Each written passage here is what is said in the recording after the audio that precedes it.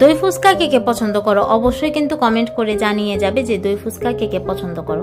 So hello everyone, আসসালামু আলাইকুম। সবাই কেমন আছো? আশা করি সবাই ভালো আছো। আমিও আলহামদুলিল্লাহ অনেক বেশি ভালো আছি। সেদিন গিয়েছিলাম কুল স্টেশন এই ফুড স্টলটায়, তাদের খাবারগুলো কেমন সেটাই ট্রাই করার জন্য, আর সেটাই তোমাদের সাথেও শেয়ার করব। ফার্স্টেই জেনে নেই যে এই ফুড স্টলটা কোথায়। এই ফুড স্টলটা হচ্ছে আমাদের কেরানীগঞ্জে জিঞ্জিরা শমশেরুল্লাহর ঘাট থেকে উঠেই ডান সাইডে গেলেই তাদের ফুড স্টলটা দেখতে পাবে। আর যদি তাও দেখতে না পাও, তোমরা যদি তাদের ফুড স্টলটার নাম বললে যে কেউ তোমাদের দেখিয়ে দেবে। আরো সহজ করে বলতে গেলে ইতালিয়ান পিৎজা যে আছে, ইতালিয়ান পিৎজার আগেরটাই হচ্ছে তাদের স্টল।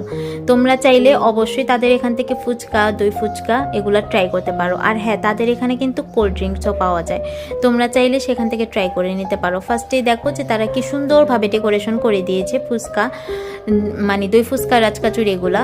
দই ফুচকাটা আমি ফার্স্টেই মুখে নিয়ে নিয়েছি যে কেমন হয়েছে আসলে দেখি। আমার কাছে তো অনেক টেস্টি লেগেছে দই ফুচকা। তারপর আমি রাজকাচুরিটা ট্রাই করেছি, রাজকাচুরিটাও ভীষণ টেস্টি লেগেছে আমার কাছে। তারপর দেখো মোমোটাও কিন্তু মজা ছিল অনেক, কিন্তু তারা সস দিতে মেবি ভুলে গিয়েছিল। যাই হোক, মোমোটাও কিন্তু খুব টেস্ট ছিল, তাদের এখানে সসও আছে, ভুলে গিয়েছিল হয়তো। তারপর দেখো এটা ট্রাই করতে করতে নাচোস এসে পড়েছে। নাচোসটাও আমি ট্রাই করব, দেখো নাচোসটা কেমন লাগে। নাচোসটাও কিন্তু ভীষণ মজা লেগেছে আমার কাছে।